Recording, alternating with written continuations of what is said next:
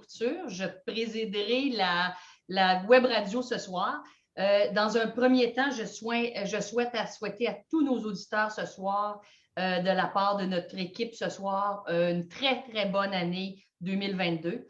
Il semble que celle-ci démarre d'une façon avec encore quelques entailles dans son fonctionnement régulier. Naturellement, tout le monde est au courant de la situation de la COVID. La crise sanitaire est encore plus fulgurante que ce que nous avons vécu auparavant. Alors, on a pensé ce soir que c'était important de revenir sur certains points, sur certaines recommandations et naturellement, toujours de répondre à vos questions via le site Facebook pour être certain que tous les administrateurs et copropriétaires qui nous écoutent ce soir aient des réponses claires et savoir aussi les enjeux que le syndicat doit rencontrer. Donc, c'est un peu l'avenue ce soir. On va vous présenter nos gens qui sont avec nous, qui sont bien connus de tous. Alors, je suis là, Valérie Couture, pour Condo Stratégiste. On a Maître Yves Jolicoeur qui a un petit problème technique qui va nous revenir dans quelques secondes. Donc, Maître Yves Papineau, qui sont les deux grands avocats émérites de la copropriété. Donc, bonsoir, Maître Jolicoeur, bonsoir, Maître Papineau. Bonsoir. Donc, ce soir, notre web radio est une commandite d'assurance Gaudreau, donc un partenaire très important dans la copropriété. Vincent et son équipe travaillent effectivement, sont très présents. Ils ont quand même aussi une grande notoriété dans les copropriétés qui ont des difficultés d'assurance. On en a souvent parlé avec Vincent lors de plusieurs web radios. Donc, merci à Gaudreau Assurance et merci à nos syndicats de copropriété de leur faire confiance, ce qu'ils méritent grandement de toute façon. Alors, ça nous amène à notre sujet ce soir. On subit, comme je l'ai dit d'entrée de jeu, une tangente de changement très, très radical dès la semaine du 20 décembre. Le variant Omicron a frappé aux portes de tous les Québécois et de tout le monde entier. Donc, ce soir, avec Maître Jolicoeur et Maître Papineau, on va couvrir ce dossier-là, qu'on a déjà couvert, mais je pense qu'il reste toujours des choses à rappeler. Il ne faut pas oublier que quand on était en mars 2021, on avait une certaine approche via la COVID-19. Là, il y a plusieurs choses qui ont changé. Est-ce que les règles ont-elles changé? Est-ce qu'il faut prendre d'autres mesures plus importantes? Donc, d'entrée de jeu, ma première question qui est assez simple. Messieurs, quelles sont les mesures recommandées qu'un syndicat de copropriété doit prendre? Puis là, on a deux types de syndicats. On a des plus petits, on a des plus gros qui ont des espaces communs. Donc, qu'est-ce qu'on doit prendre comme mesure si je suis un administrateur de syndicat aujourd'hui? Écoutez, sur cette question-là, je pense qu'on a, Maître Papineau et moi, on va tenir un discours commun. On retrouve toujours les enseignements de l'article 1039 du Code civil du Québec qui vise à ce que le syndicat procède évidemment à la conservation de l'immeuble. Mais si on ne parle pas de conservation de l'immeuble, on parle plus des opérations d'intérêt commun. Toujours se rappeler qu'une copropriété est un milieu de vie, est un milieu où on a des copropriétaires occupants, on a des locataires, on a des gens qui ont purement et simplement le statut d'occupant, qui vivent sur un même toit dans une dynamique qui aujourd'hui est quand même assez préoccupante avec un niveau de contagion de ce Omicron là, qui frappe un peu tous et chacun. Je pense que tout le monde, de près ou de loin, connaît un cousin, une fille qui a été atteint par ceci. Alors, évidemment, la question que Maître Papineau et moi, on reçoit fréquemment, mais qu'est-ce qu'on fait vis-à-vis ces situations-là de COVID-19 alors qu'on a des copropriétaires qui nous annoncent avoir été affectés par le COVID, qui sont présentement en période d'isolement. Et également, vous avez les autres copropriétaires, qu'est-ce qu'on fait? Alors, là-dessus, je pense que Maître Papineau pourrait peut-être un peu nous éclairer sur cette question-là, puis je pourrais rétroagir un peu en fonction des propos de Maître Papineau. Alors, merci. le principe pas compliqué. Dans un syndicat de copropriétaires, il y a des administrateurs qui sont là pour l'opération du syndicat, pas uniquement pour l'immeuble. Est-ce qu'un administrateur peut laisser la COVID entrer dans l'immeuble puis rien dire et rien faire? Je pense que la réponse est évidente. Et il me semble très logique et très légal aussi que si on va voir le juge pour lui dire, écoutez, monsieur le juge, j'ai attrapé la COVID parce que mon syndicat n'a pris aucune mesure et on est en mesure d'en faire la preuve, tout le monde a une responsabilité civile et les administrateurs ont le devoir de protéger les copropriétaires. C'est sûr que le Code civil n'a pas inclus la protection médicale et la protection de la COVID dans les articles du Code civil. Mais comme disait Mme Jolicoeur, à 1039, on parle des opérations d'intérêt commun. Bien, l'intérêt commun, c'est de ne pas transmettre les maladies dans l'immeuble. C'est de s'assurer qu'on vit dans un endroit sécuritaire. Vous savez, on demande au conseil d'administration de faire respecter les règles concernant le bruit, concernant les cordes à linge. Puis là, on va dire non, le conseil n'a pas le droit de faire respecter les règlements gouvernementaux sur la COVID. Bon, c'est un petit peu difficile à suivre. Alors moi, j'ai aucun doute que le conseil, non seulement a le pouvoir, mais il a l'obligation de s'assurer qu'il n'y a pas de propagation du virus. Mais si vous permettez, est-ce que vous venez de dire toutes les deux, je crois que d'une certaine façon, c'est quand même assez facile pour un syndicat d'émettre des recommandations. Mais qu'est-ce qu'on fait comme syndicat de copropriété quand des gens ne respectent pas cette recommandation-là? C'est sûr qu'on va penser qu'on a un pouvoir d'essayer de convaincre les autres, mais on ne pourra pas faire de tout le monde. Vous savez, il y en a toujours qui ne respectent pas les choses comme ça. Quelles sont les mesures que le syndicat peut prendre contre un copropriétaire qui ne fait pas attention, qui rentre dans l'ascenseur, pas de masque avec d'autres personnes? Est-ce qu'il y a un pouvoir quelconque? Parce que la législation dit que le syndicat doit poser les gestes dans l'intérêt collectif. Mais s'il n'y a pas tout le collectif qui suit, qu'est-ce qu'on peut faire comme syndicat de copropriété? Est-ce qu'on peut émettre une amende? Ouais, avant de parler d'amende, Mme Couture, il faut réfléchir un peu au cadre légal d'une copropriété divise. Avant toute chose, on sait très bien que lorsqu'on devient copropriétaire, on reçoit une brique de papier qui s'appelle une déclaration de copropriété.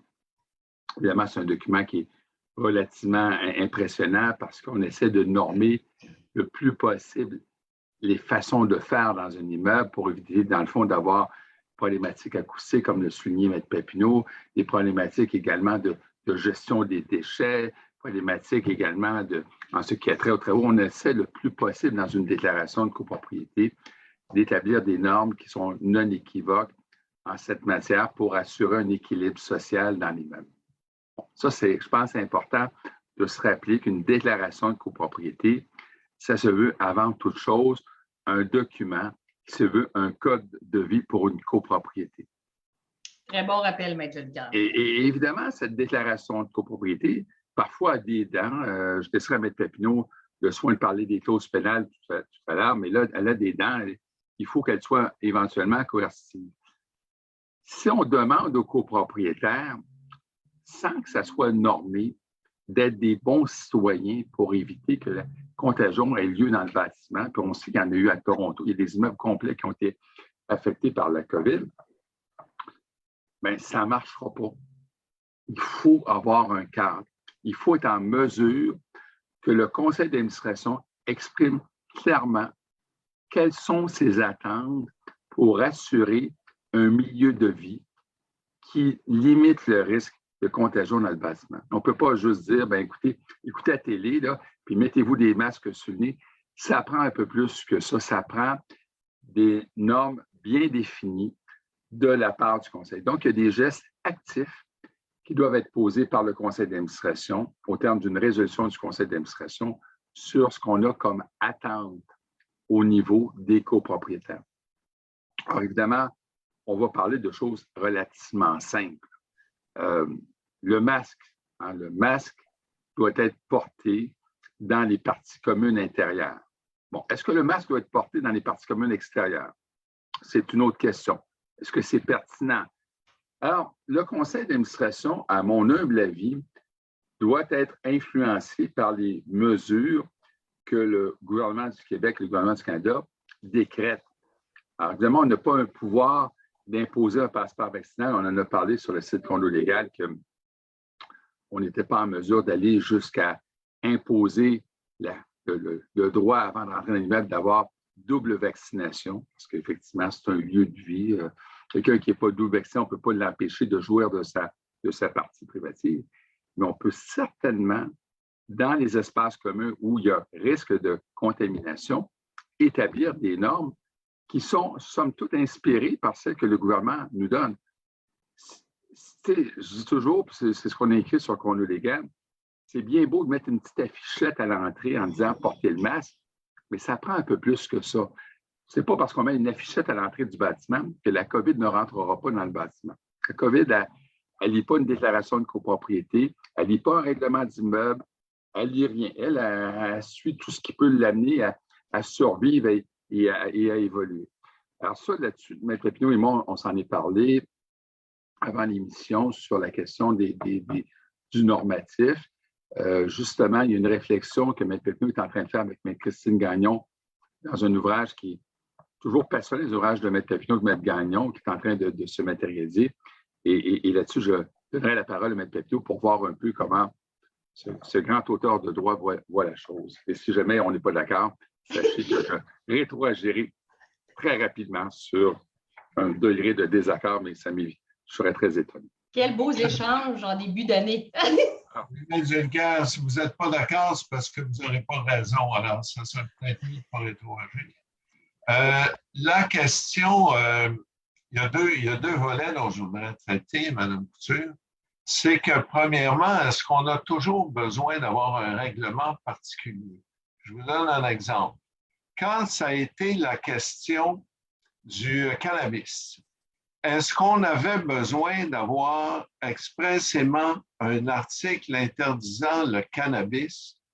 Tant qu'à moi, la déclaration a, à 99% des cas, la déclaration a toujours une clause qui dit qu'un copropriétaire ne peut pas, par ses agissements, nuire et déranger les voisins, le syndicat, etc.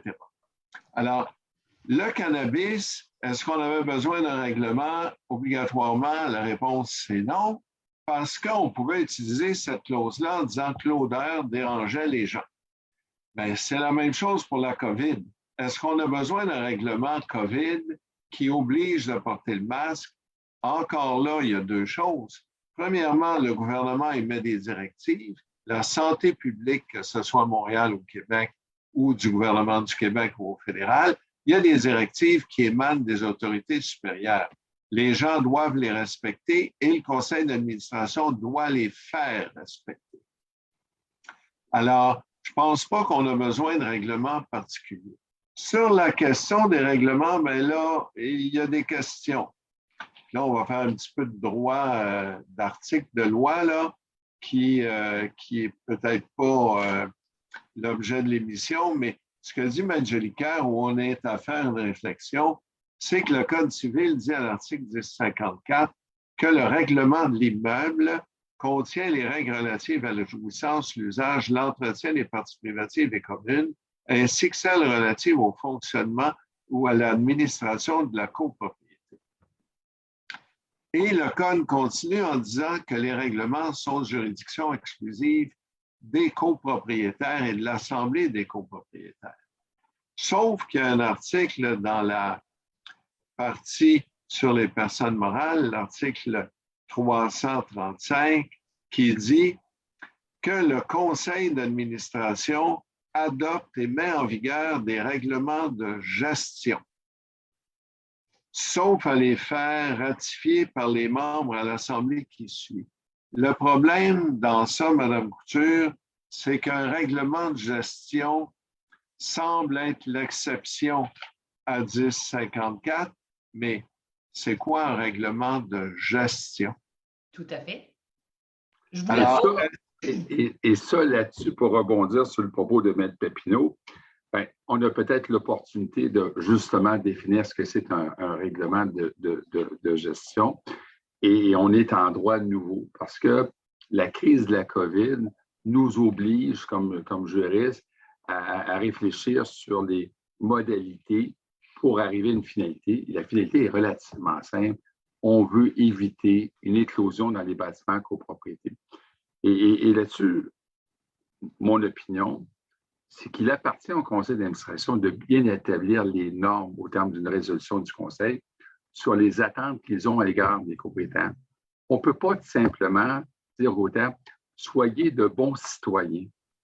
Là, aujourd'hui, là, dans les déclarations qu'on a du gouvernement du Québec, vont-ils le mettre vont-ils aller de l'avant? On parle de créer un impôt pour ceux qui ne sont pas vaccinés.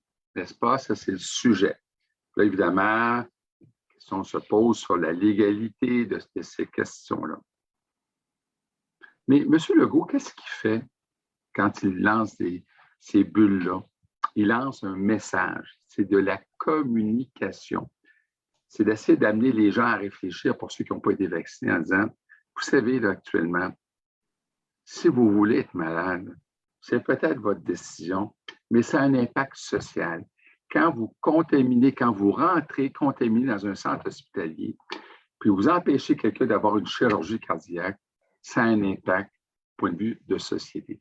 Puis moi, je pense que les collectivités de copropriétaires, on est des micro-gouvernements. On se doit d'avoir un message aussi cohérent que l'État québécois a. C'est pas facile. On a perdu M. Dr. Arruda récemment. C'est pas facile parce qu'on n'est pas dans une science exacte. Mais il me semble qu'une résolution du conseil d'administration qui définit expressément les attentes du conseil à l'égard des quotas, qui définit exactement ce que les gens devraient faire en termes de est-ce que c'est un règlement de régie interne ou pas, bien, ça n'a pas d'importance quant à moi juridiquement parlant. Il y a un message qui doit être passé du conseil d'administration au terme d'une résolution. Puis si les copropriétaires ne sont pas contents, je n'ose pas finir les propos de M. Macron, qui dit je vais les emmerder ceux qui ne sont pas vaccinés parce que, évidemment, je suis québécois et non pas français, mais il faut faire en sorte qu'au-delà de notre collectivité copropriétaire, on ait également une réflexion au point de vue social. La réflexion au point de vue social est simple aujourd'hui. On a des gens qui sont privés de chirurgie importante, qui souffrent actuellement parce qu'on remplit des lits avec des gens qui ont la COVID. Puis personne n'est à l'abri. Nous autres, les 4 ce soir, là, nous trois, on peut prendre cette COVID demain, mais j'imagine que tout le monde a été vacciné. Puis j'imagine que tout le monde, les 3 qui sont à l'écran ce soir, on prend les mesures de distanciation pour gérer le risque. Mais moi, je vois un copropriétaire non vacciné en invoquant la Charte des droits et libertés avec le smile dans le visage, en se promenant en disant moi, je fais bien ce que je veux, puis j'ai tous les droits voulus. Bien, je m'excuse, c'est pas vrai qu'en copropriété, on doit laisser cette typologie d'individus. Alors, il faut donc que le conseil d'administration revienne à un message clair, une résolution de conseil, en établissant précisément les normes particulières. C'est évident que si vous êtes dans un immeuble, dans une copropriété de type horizontal, dans des maisons de ville l'une à côté de l'autre, a-t-on besoin d'un règlement sur la COVID? Je pense pas.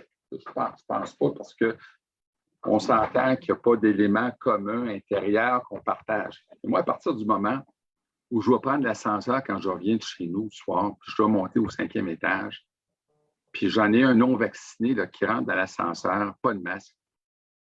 Mais je m'excuse, là. Aussi, j'ai des droits. Puis ça, le conseil, je pense, à mon humble avis, doit cristalliser l'intérêt collectif versus l'intérêt individuel. Alors, voilà un peu ma vision des choses. Mais autant M. Papineau que moi, on est en matière de droit nouveau. On est dans une situation où on doit composer avec une réalité de terrain où on doit venir coller des pièces de puzzle.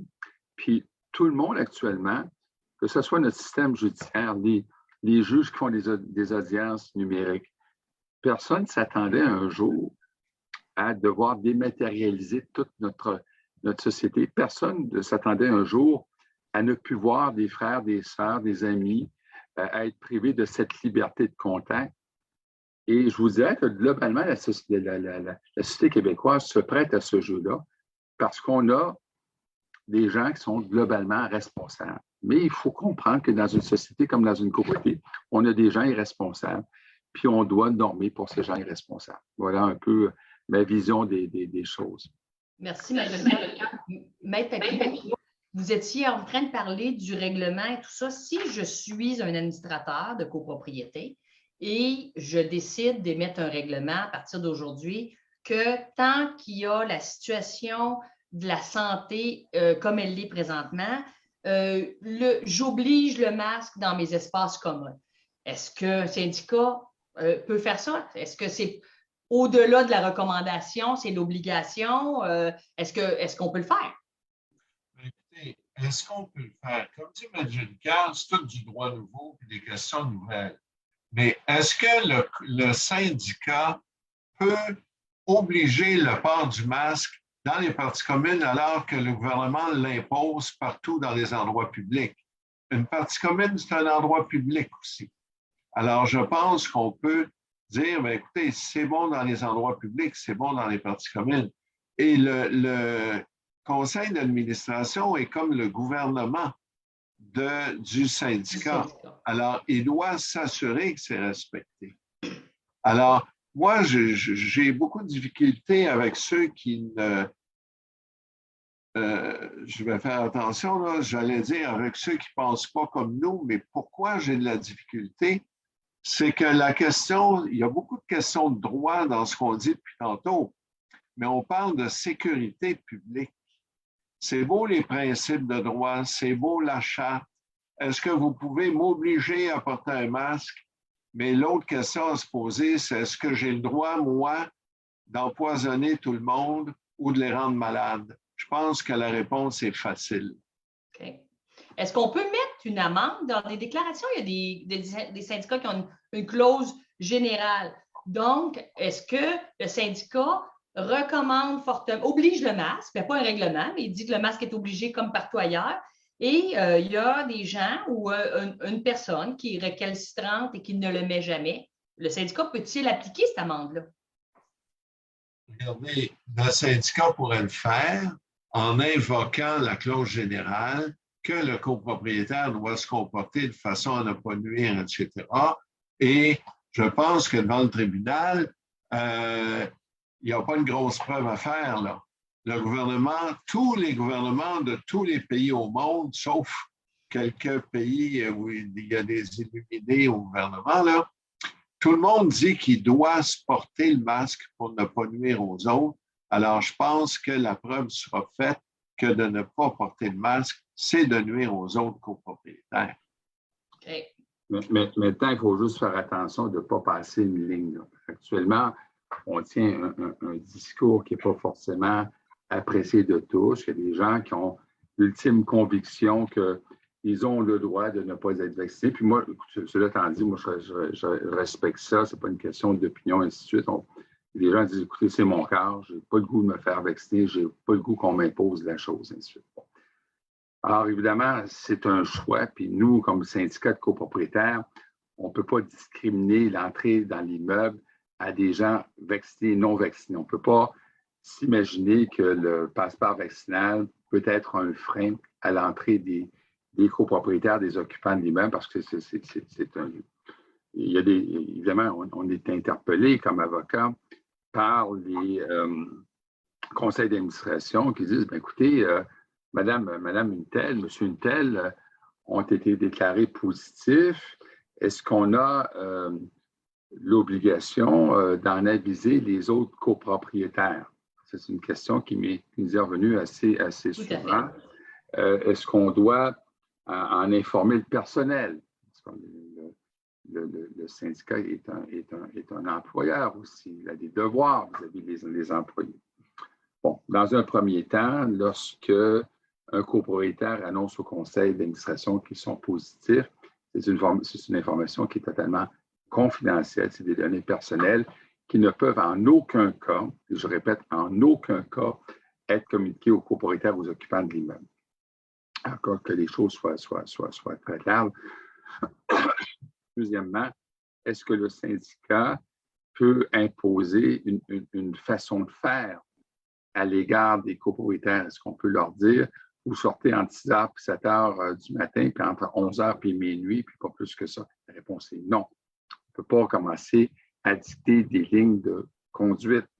Donc, quand on parle de porter le masque, ben, on n'est pas là pour discriminer quelqu'un qui a le COVID, qui n'a pas le COVID. Tout le monde doit porter le masque parce que justement, l'objectif, c'est de limiter la contagion dans le bâtiment sans identifier les copropriétaires qui sont malheureusement malades. Puis, écoutez, personne qui ce soir peut dire « je ne l'attraperai pas, la COVID ».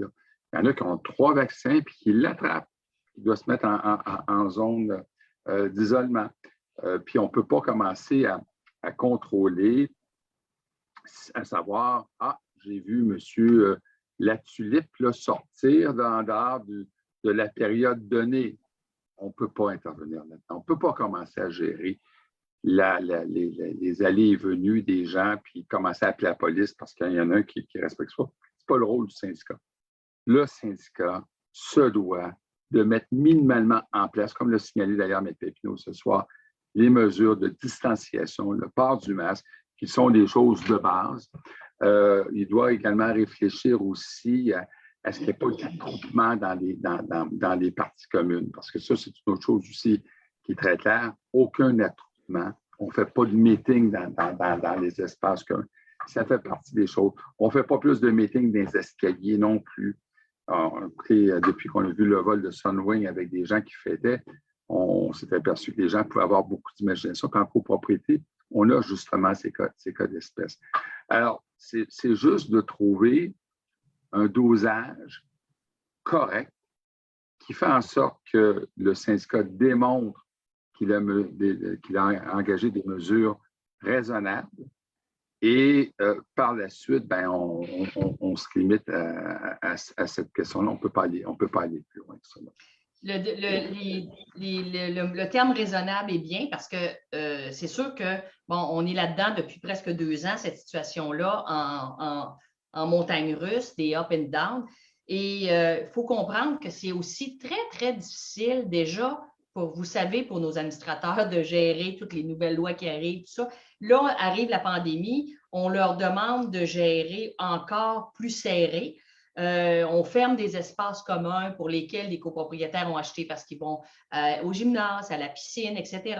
Il y a certains de ces copropriétaires-là qui disent « Ah ben là, moi, je veux aller m'entraîner, vous avez fermé l'espace, je ne paye pas, je vais enlever 20 $ de mes charges communes parce que je n'ai plus de gym. » Maître Papineau, je vous vois rire, mais ça a été du quotidien dans le dossier de COVID. Je ris pour une raison. C'est que les gens qui nous disent on va ôter 20 $ parce que vous avez fermé la piscine, 10 pour le gym, ils oublient une chose. Le gym, que tu l'utilises ou pas, il faut le chauffer, il faut le climatiser, il faut l'éclairer. Il y a des frais quand même. La piscine, que les gens l'utilisent ou pas, il faut qu'elle opère la piscine. Si on la ferme, on ne met plus de chlore ou on ne met plus de sel ou on ne met plus rien, il va arriver quoi avec la piscine quand on va vouloir la repartir? On a eu une émission là-dessus, Mme Couture, l'an dernier, oui. Et les spécialistes nous ont dit qu'au bout de la ligne, ça va coûter beaucoup plus cher la repartir que de l'avoir laissé fonctionner. Alors, pourquoi je souris? C'est que les gens oublient que ce n'est pas parce que tu n'utilises pas la piscine qu'il n'y a pas des coûts. Et ce n'est pas vrai que parce que tu ne l'utilises pas, tu as droit à une réduction. Ça a coûté le même prix ou à peu près, qu'elle soit en fonction ou pas. Alors, arrêtons de dire « j'ai été privé de mes droits ». J'ai droit à une réduction, il reste que des dépenses quand même. Absolument. Puis, dans les questions où les gens, dans le chat, il y a une question qui disent est-ce qu'on encourage la délation de ceux qui ne portent pas le masque, qui vont à la chute à déchets sans masque, qui ont été qui ont été reconnus positifs, puis qui ils sortent justement pour aller à la chute à déchets, puis ces choses-là. Vous savez que, là, je reviens avec ça parce que moi, les administrateurs, j'ai un grand respect pour eux autres, travaillent très fort, puis là, on leur met beaucoup de pression avec cette situation-là que personne ne peut contrôler.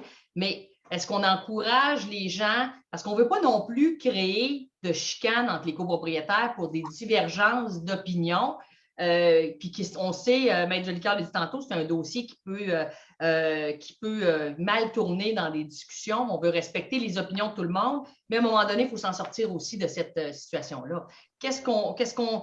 Comment on réagit comme conseil d'administration? Est-ce qu'on appelle la police quand ils sont plus que 5? Est-ce qu'on applique une amende parce qu'ils ont fait un party puis c'était pas permis? Comment on marche avec ça? Dans un premier temps, il faut toujours se rappeler ce que c'est une communauté, une collectivité de copropriétaires et qui sont sur les conseils d'administration. Je pense que dans un premier temps, regardons les ingrédients qu'on a sur la table. Contrairement à la politique provinciale, municipale, on est dans une communauté où les élus sont des gens de proximité. Ce sont des voisins, c'est des gens de palier à qui on donne beaucoup de responsabilités. On sait très bien que ces gens-là sont des bénévoles qui donnent du temps, qui sont des fois un peu découragés parce qu'on a malheureusement une clientèle de copropriétaires qui disent « je paye pour un service puis je ne l'ai pas ». Au lieu de se dire « Paul, mon voisin, s'investit bénévolement dans le groupe pour, dans le fond, gérer notre immeuble. » J'aimerais ça qu'on remette ces valeurs-là en place. J'aimerais ça qu'on cesse de dire « j'ai payé, j'ai droit à un service ». J'aimerais ça qu'on dise à un moment donné, ces gens-là qui sont des bénévoles, je devrais les remercier de s'investir sur le conseil d'administration. Au-delà de tous ces considérants de nature juridique que Maître Papineau et moi, on peut décliner.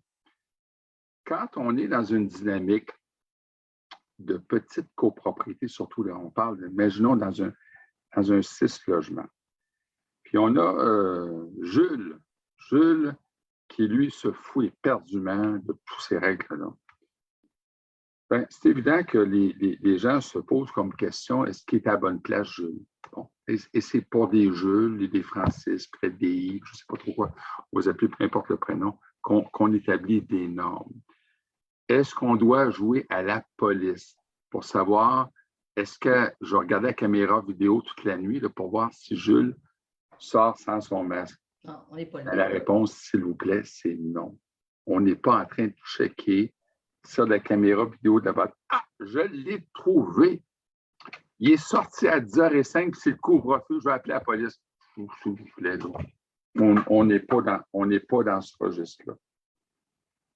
La seule chose, c'est que je dois prendre l'ascenseur ce soir, puis je rentre à l'immeuble, je monte au 5e étage. J'aimerais bien ça que si je dois rencontrer quelqu'un à l'ascenseur qui porte son masque. C'est tout simplement ça. Alors, c'est une question de dosage. C'est comme nos déclarations de côté qui comportent une multitude d'interdits. Est-ce qu'à chaque fois que quelqu'un fait une contravention, on doit lui sauter au visage? On va appeler Maître Papineau pour lui dire on va le mettre à l'amende? Je pense que non.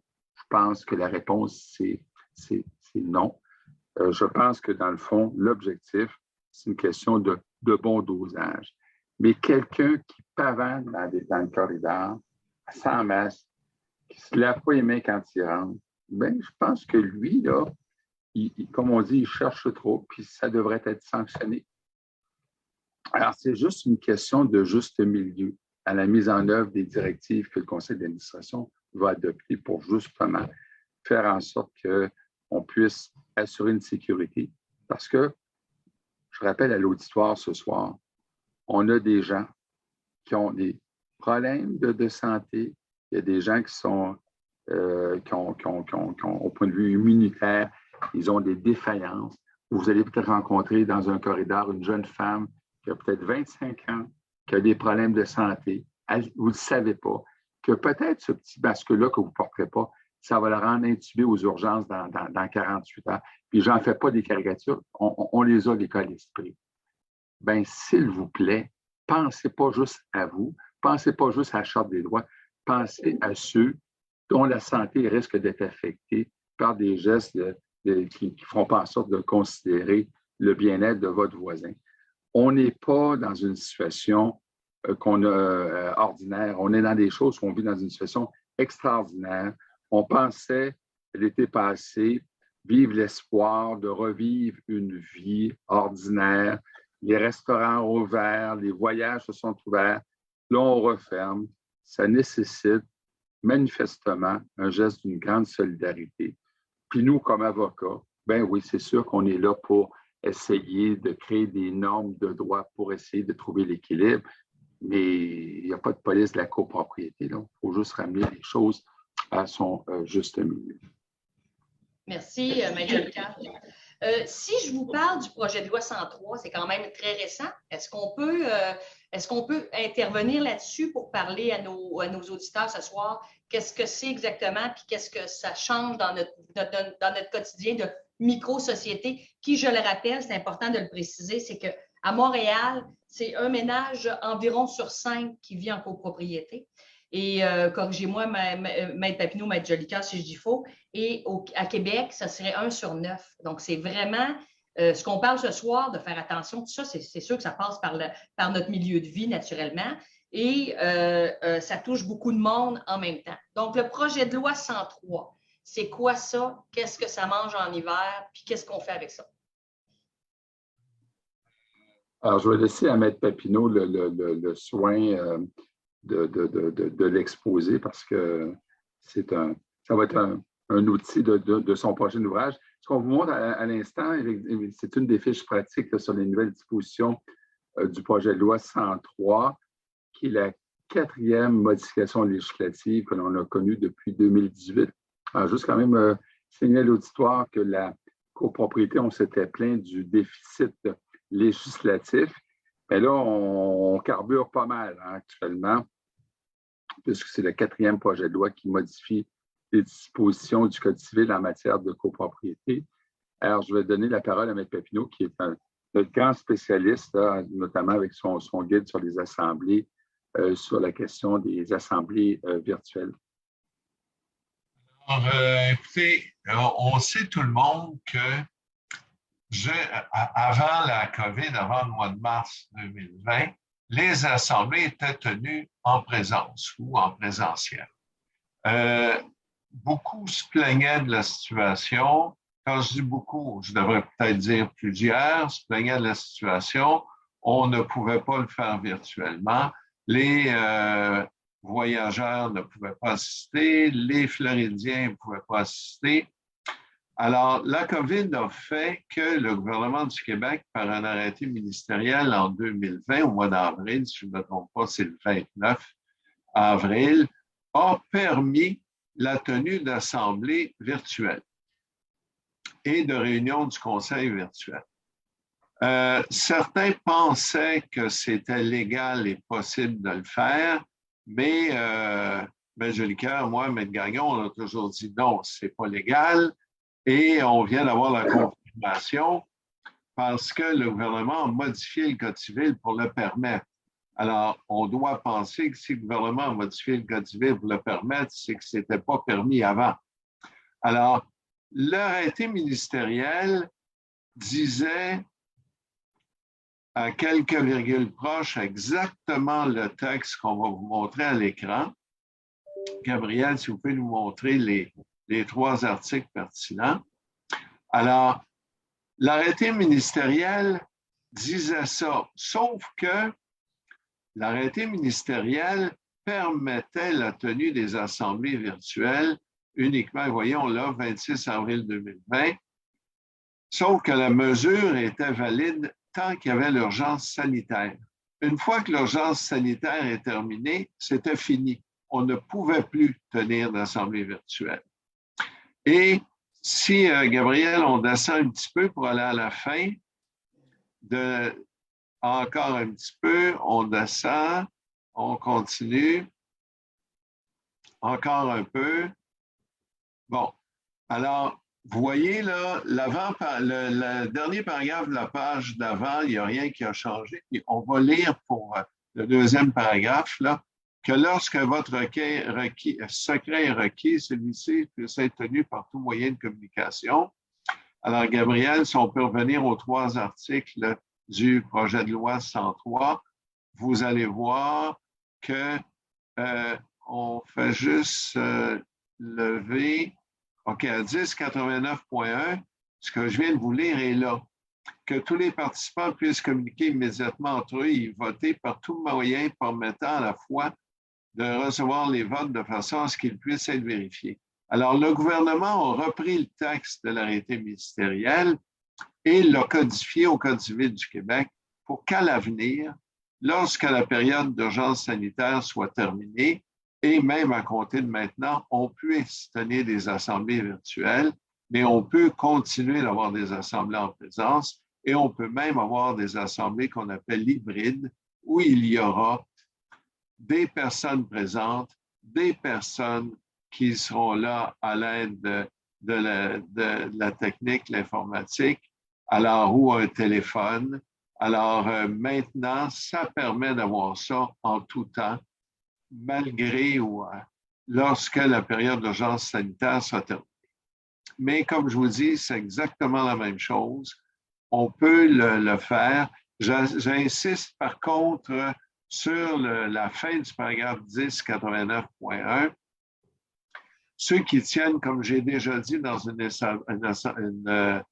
émission précédente, ceux qui tiennent ça avec Zoom ou avec ci ou ça, c'est pas obligatoire d'avoir la plus grande plateforme au monde. Mais assurez-vous de respecter que dans le cas d'un vote, il faut recueillir les votes de façon à ce qu'ils puissent être vérifiés et conserver et préserver le caractère secret du vote. Alors, généralement, un petit Zoom qu'on utilise ne permet pas ça. C'est pour ça qu'il y a des plateformes particulières. Merci, M. Papineau. Alors, quand on parle de cette nouvelle loi-là, bien, écoutez, je crois qu'au début, si je me rappelle bien, dans les premières assemblées virtuelles qui ont été faites, les gens étaient très nerveux. Tout le monde disait que ça ne pourra pas fonctionner parce que tout le monde a toujours une clientèle différente. Ah, nous autres sont plus vieux, sont moins vieux, etc., etc. Et je crois que plusieurs syndicats vont avoir aimé ça et vont avoir choisi ce moyen-là.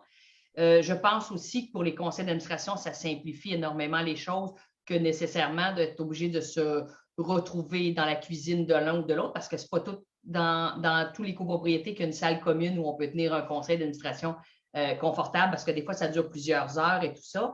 Donc, à partir de maintenant, les syndicats pourront décider sans modifier, sans faire de règlement, sans faire voter quoi que ce soit à l'Assemblée. Donc, c'est à la discrétion du CA de tenir l'Assemblée virtuelle ou en présence. Il n'y a rien de prévu, là. Il n'y a rien de prévu. Mais normalement, c'est le conseil qui décide de la convocation. Est-ce que dans un syndicat, le syndicat pourra avoir un règlement qu'il faut qu'il y ait une approbation des copropriétaires ou il faut que le conseil ait l'approbation ou quelque chose? On peut réglementer ce pouvoir-là. Mais il reste que pour l'instant, c'est le conseil d'administration qui va décider, comme il décide d'ailleurs déjà de la date, de l'heure, du lieu, etc. Là-dessus, évidemment, on est en droit nouveau.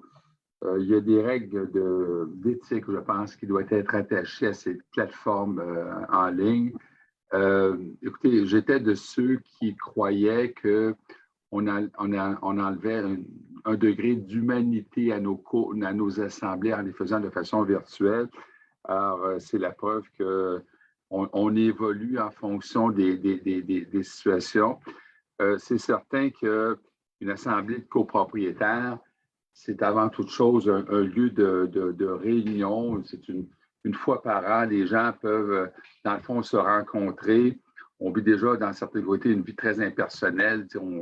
On rencontre un voisin, on ne le connaît pas, puis souvent, l'assemblée de copropriétaires se prête, dans le fond, aux échanges de cette nature-là. Donc, je pense que le fait qu'on puisse faire des assemblées de façon hybride, c'est ça qui est intéressant, va permettre, dans le fond, à l'avenir, une capacité de réunir, lorsqu'on va sortir de cette zone COVID, de réunir les gens qui veulent échanger, qui veulent partager un moment, c'est des voisins, c'est une communauté, mais également faciliter la tâche à ceux, comme le souligné M. Papineau, qui sont en Floride, qui sont à l'extérieur, de ne pas être exclus de ce processus d'Assemblée générale.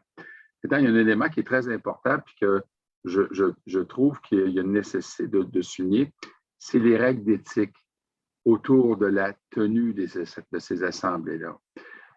Moi, je pense que des intervenants dans le milieu qui devraient se tenir loin de ces plateformes-là. Il ne faut absolument pas que la plateforme choisie soit une plateforme où il y a un questionnement sur l'intégrité du processus. Il faut absolument s'assurer qu'on ait, comme copropriétaire, le sentiment que si jamais des administrateurs qui sont en place doivent être remplacés, que celui qui tient la plateforme ne soit pas à la solde du conseil sortant. Ça, c'est important parce que c'est très facile pour quelqu'un qui veut gérer, présider l'Assemblée, de faire taire les gens. Trop facile. C'est trop facile de dire « Ah, ça, c'est l'opposition.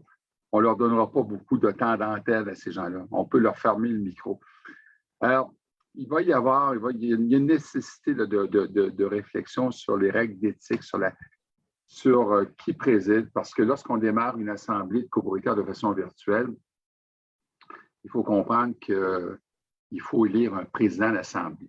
Là, c'est déjà un défi. Président d'assemblée, moi, je veux être président d'assemblée ce soir et je n'ai pas accès à la plateforme. Qu'est-ce que je fais?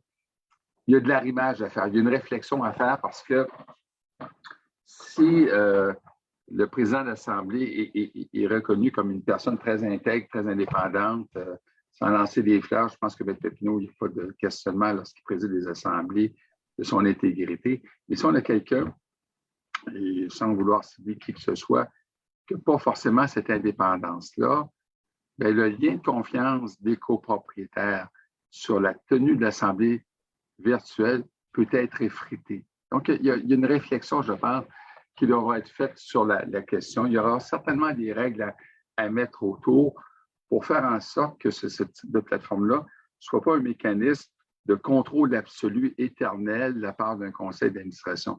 Il y a quelque chose à réfléchir là-dessus.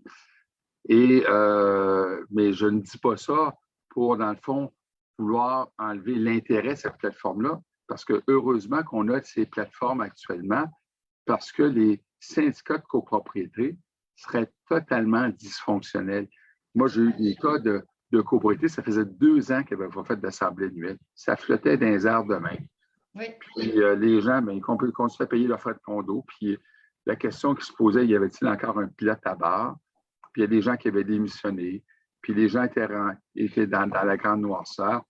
Alors, ces plateformes-là, là, c'est pour enlever l'excuse de dire qu'il n'y a pas d'assemblée annuelle, mais il y a une réflexion à faire sur cette question-là d'intégrité dans le processus des assemblées virtuelles. Merci, M. Jolicoeur. Je pense qu'on pourrait présenter la courte vidéo qu'on avait, Gabriel, si tu pouvais nous présenter. On avait ressorti des images qui ont été amenées à l'écran, je pense, c'est là en 2020, vers le mois de juillet, je crois. Donc, Gabriel, est-ce que tu es en mesure de nous présenter cette courte vidéo-là, si c'est possible? Merci. Ils sont des dizaines, parfois des centaines à entrer et sortir de ces immeubles en copropriété. À l'intérieur, les espaces communs sont nombreux. Les gens ne sont pas masqués, mais les gens sont très respectueux au sens où il n'y a jamais deux personnes en même temps dans l'ascenseur. Le masque est facultatif dans les aires communes de l'immeuble de ce résident, mais dans la bâtisse voisine où habite sa conjointe, il est obligatoire. Chez 2 sociétés de gestion qui sont différentes. Puis ce qu'on voit, c'est qu'il n'y a pas d'uniformité. Ce qui est le fun, c'est que quand tu vas au centre d'achat ou tu vas au dépanneur, tu sais, tu portes le masque, donc tu n'as pas de zone grise. Ici, tu as une zone grise. Tu ne sais pas vraiment qu'est-ce que tu dois faire, qu'est-ce que tu ne dois pas faire. C'est qu'aucune directive gouvernementale encadre les espaces communs des immeubles résidentiels. Il revient à chaque syndicat de chaque copropriété d'établir ses propres règlements. C'est pourquoi la situation peut varier d'une copropriété à l'autre. Le ministère de la Santé écrit par courriel: Nous avons analysé les risques et il a été décidé de ne pas inclure ces lieux dans le règlement. Des rassemblements dans un hall d'entrée ou les corridors d'un immeuble d'habitation sont peu probables comparativement avec les immeubles qui accueillent le public. Je ne crois pas que le gouvernement a forcément l'obligation, à l'époque où on se parle, d'adopter ce type de règlement-là. Toutes les copropriétés sont physiquement différentes. Alors, il y a des copropriétés pour lesquelles le port du masque est peut-être moins important. On a des copropriétés qui ont des entrées séparées, par exemple, et qui ont très peu d'espace commun. D'autres croient plutôt que la province manque de cohérence et qu'une directive permettrait de limiter les zones grises pour les copropriétaires. Dès qu'on est dans un bâtiment avec des corridors intérieurs, avec des lieux de rencontre, le masque, quant à nous, c'est même pas un sujet de discussion, ça devrait être obligatoire. À Toronto, le couvre-visage est désormais obligatoire dans toutes les aires communes des immeubles résidentiels. La Ville de Québec s'en remet quant à elle à la direction de la santé publique. Ici Marie-Pierre Mercier, Radio-Canada, Québec. Très intéressant, cette courte vidéo. Alors, c'est sûr que quand on regarde ça une année, presque une année plus tard et plus, on voit que peut-être que ça aurait été effectivement plus facile de donner une lecture à tout le monde pareil et d'éviter justement, parce que je crois que s'il y avait eu une directive plus claire du gouvernement, il n'y aurait pas les échanges, parce qu'on parle beaucoup dans les questions ce soir, comment je fais pour pénaliser les gens, qu'est-ce qu'on veut faire avec les gens qui ne respectent pas, etc. Est-ce qu'on peut bloquer l'accès aux espaces communs? Il y en a qui disent oui, il y en a qui disent non. C'est sûr que s'il y avait eu une consigne plus claire pour nos syndicats, ça aurait peut-être été facilitant pour nos administrateurs, mais on s'en remet à la règle du bon voisinage et du respect de la santé publique. Mais je vous laisse, Maître Papineau, avez-vous quelque chose à ajouter sur la courte vidéo qu'on a vue?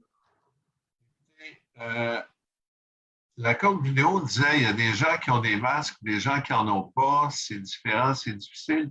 Mais il reste qu'aujourd'hui, je répète un peu ce que j'ai dit tantôt, tous les gouvernements disent qu'il faut avoir un masque.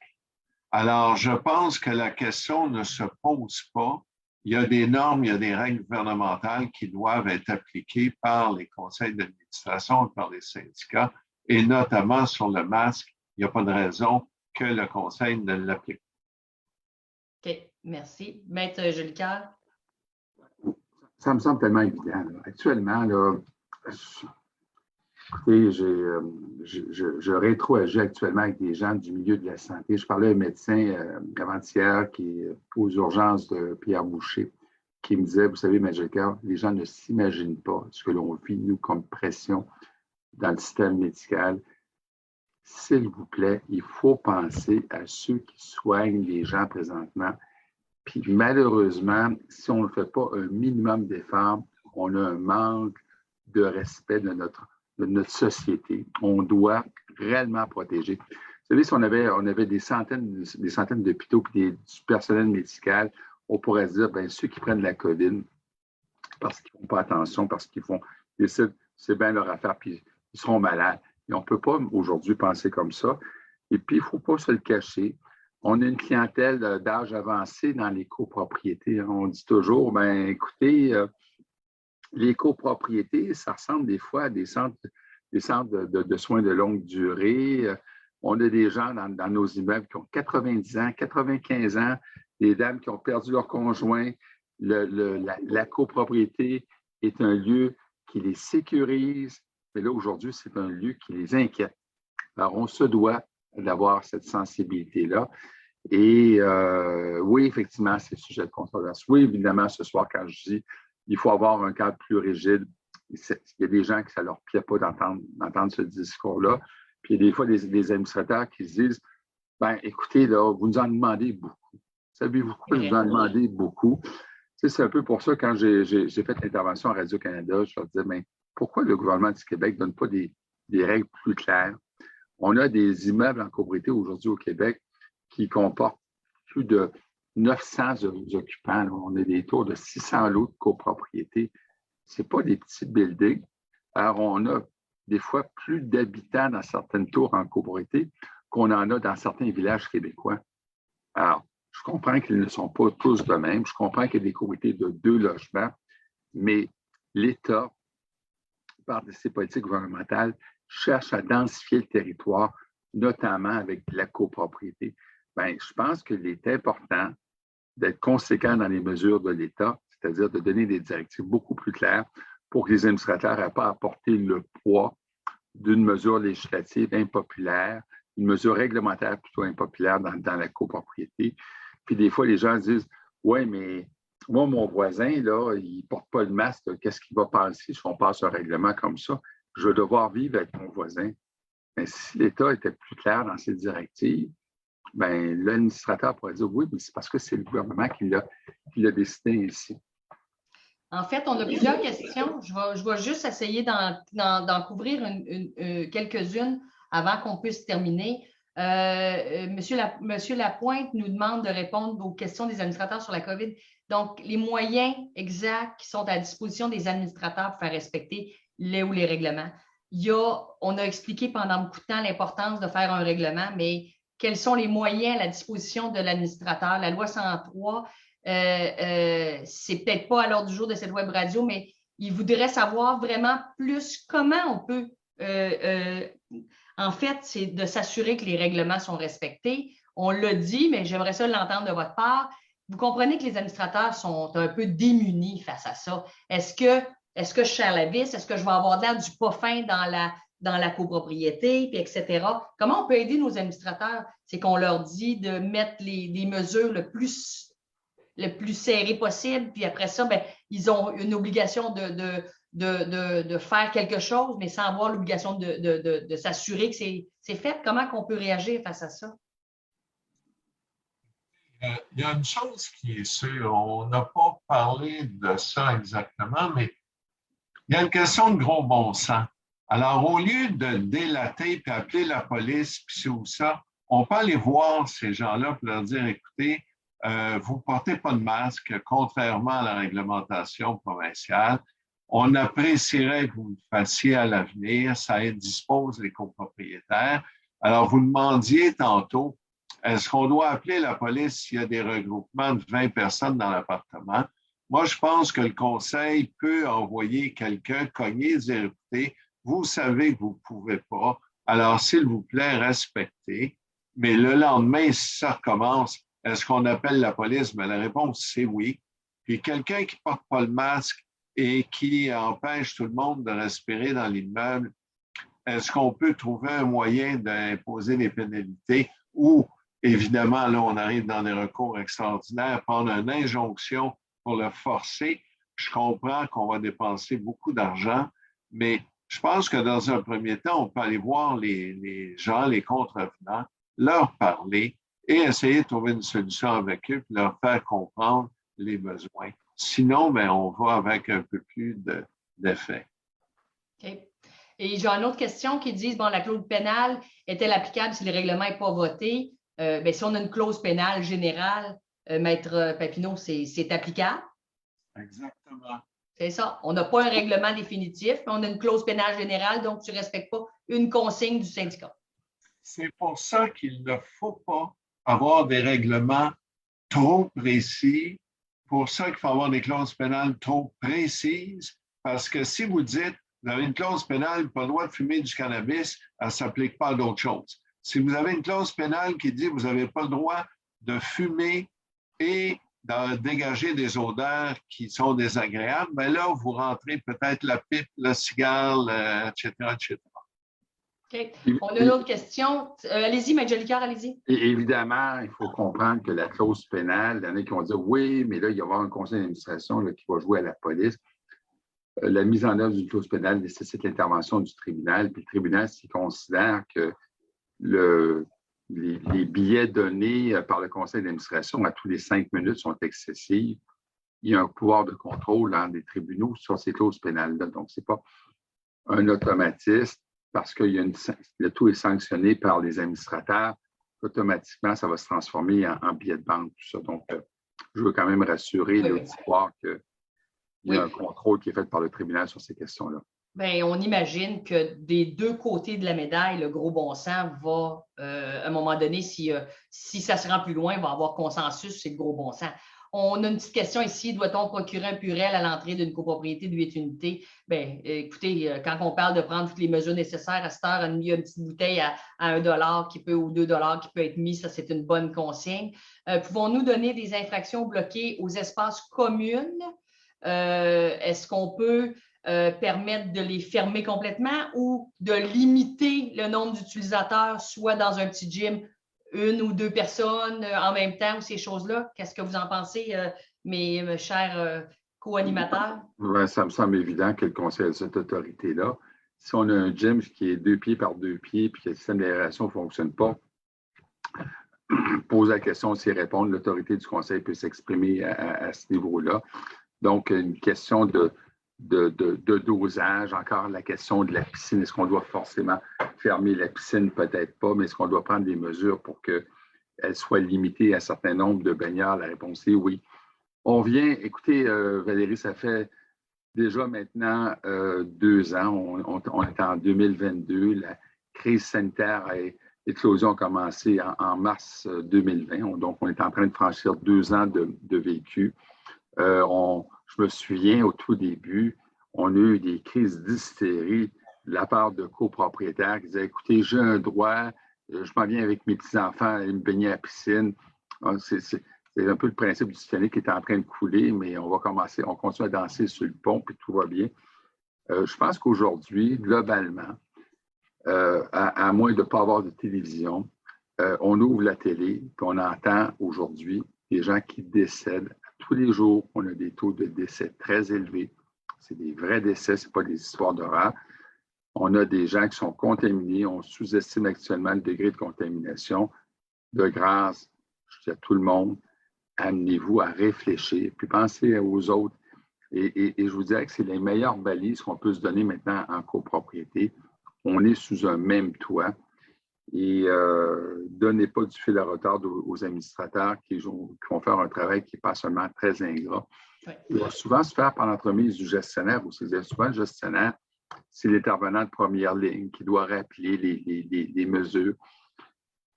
Faites en sorte, puis ça, c'est peut-être le message qu'on devrait passer aux copropriétaires, faites en sorte qu'on puisse passer à travers la crise sans être obligé d'invoquer les clauses pénales, sans être obligé d'invoquer les règles du gros bon sens. La bouteille de Purel, Mme Couture, c'est même pas une question. On en met une. Il y en a qui m'ont dit, oui, mais on se l'est fait voler. Bien, tant mieux. Ils vont se laver les mains. On peut être un peu moins contaminés. Oui. Mettre un budget de Purel dans les nouveaux budgets de conseil de syndicats de copropriété. On va peut-être sauver une couple de jours d'être déconfinés avant. Si c'était une bouteille de scotch, je pourrais comprendre qu'il disparaisse, ou de dry gin, mais c'est du Purel. Je ne pense pas qu'on peut faire de la cuisine avec du Purel. Dernière question que je voudrais qu'on couvre, parce qu'on a déjà dépassé de 4 minutes, mais il y avait beaucoup de questions.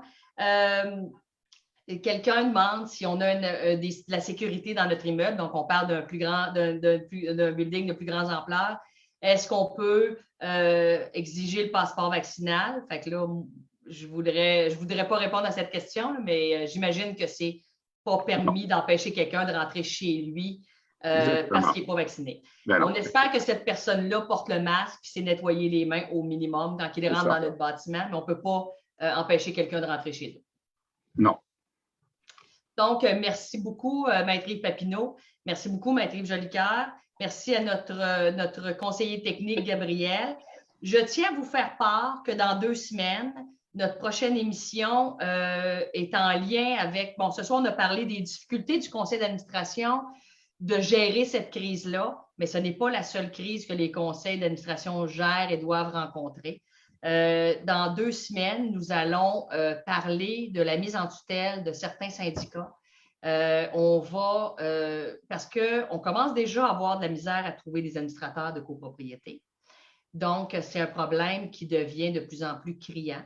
Maître Jolicoeur, Maître Papineau sont souvent demandés dans de grands syndicats pour organiser ces dossiers-là, donc la mise en tutelle et tout ça. Donc, on vous invite en grand nombre. Ce sera très, très intéressant cette soirée-là, le 26. Donc, une copropriété peut-elle faire faillite ou être mise sous tutelle? Donc, un point d'interrogation, on n'y répond pas ce soir. Merci à vous tous. Encore une fois, soyez prudents, essayons de limiter ensemble la propagation du virus et de gérer les gens un peu moins compréhensifs ou agréables, parce que c'est sûr que le ton monte des fois, mais restez tranquilles. Merci beaucoup d'avoir été là et je vous souhaite une bonne soirée à vous tous. Bonsoir à tous. Merci.